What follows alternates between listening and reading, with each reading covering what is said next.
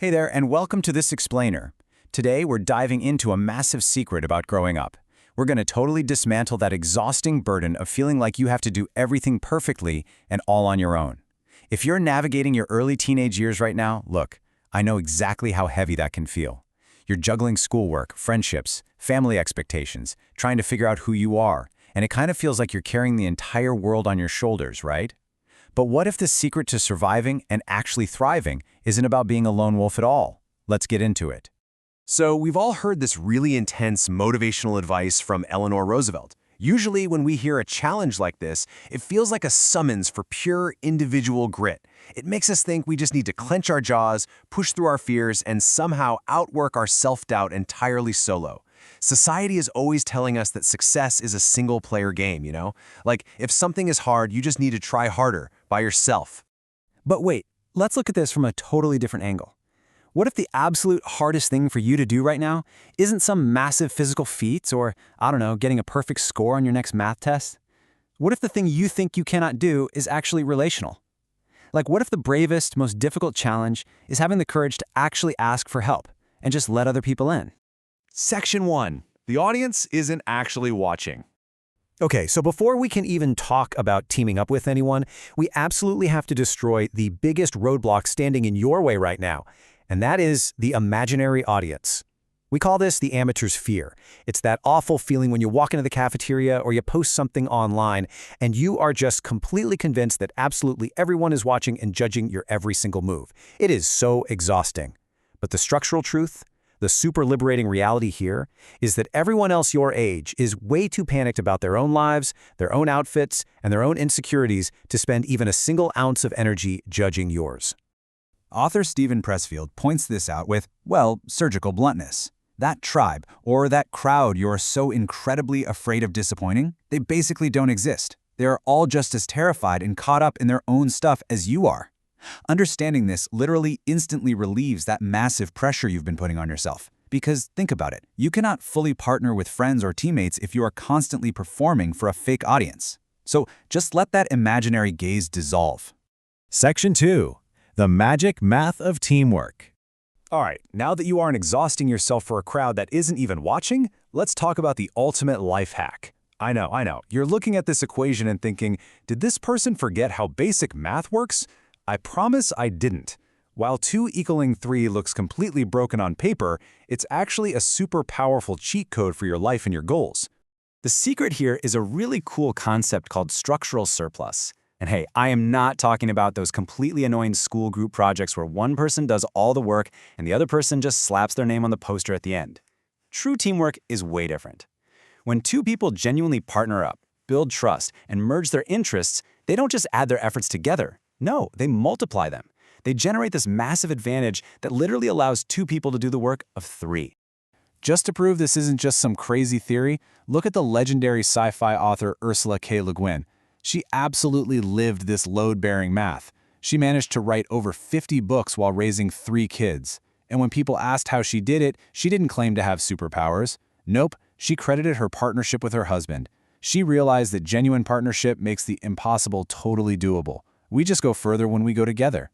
Which brings us to a really brilliant insight from Les Brown. Serving your team, helping your friends study, or setting up a teammate for a goal, that isn't a sacrifice of your own success.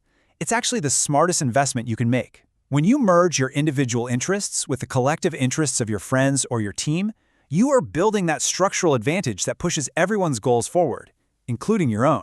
Section 3. When to break the rules. Okay, so you've dropped the fake audience and you found a team. Awesome. But growing up also means figuring out your own moral compass. What happens when the rules you're told to follow completely clash with doing the actual right thing? As you navigate middle and high school, you're going to find there is a massive difference between obedience and love. Obedience is often about just hiding behind rules or the social norms of your friend group, basically because you're scared to stand out.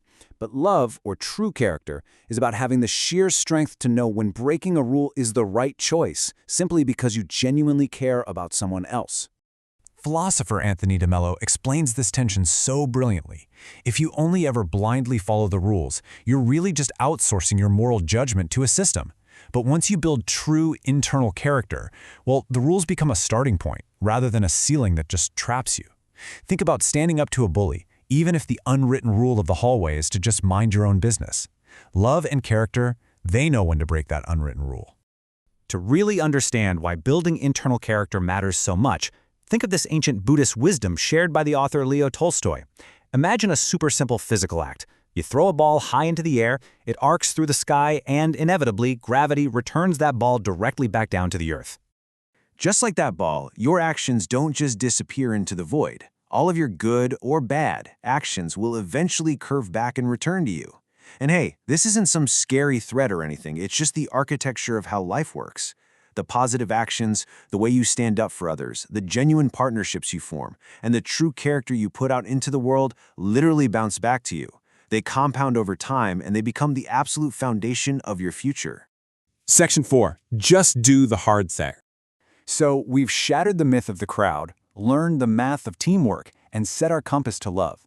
But eventually, all this inner work has to meet the real world. And the real world is uncertain, especially when you're 14 and literally everything is changing so fast. But you have to step up.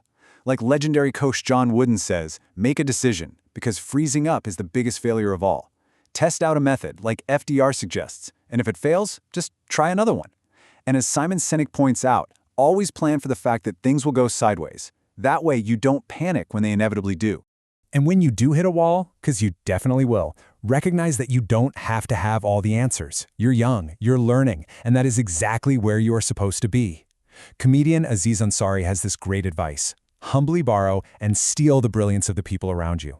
Ask your teachers, ask your older siblings, ask your friends. Admitting you don't know something is honestly the ultimate freedom from that imaginary, judgmental tribe we talked about earlier. Look, there will be days when growing up feels completely overwhelming. Thomas Jefferson once said that when you reach the end of your rope, you should tie a knot in it and hang on. But the truly incredible thing about everything we've discussed today is that when you do reach the end of your rope, you won't be tying that knot with raw, isolated willpower. Because of the character you've built and the partnerships you've formed, you absolutely won't have to hang on by yourself. You are completely free from the judgment of that imaginary audience, and you hold the incredible cheat code of partnership. The hardest thing you have to do isn't to conquer the world all by yourself, it's to open up, be vulnerable, and let others help you do it. So now that you know you don't have to carry the weight of the world alone, what incredible things are you going to build together?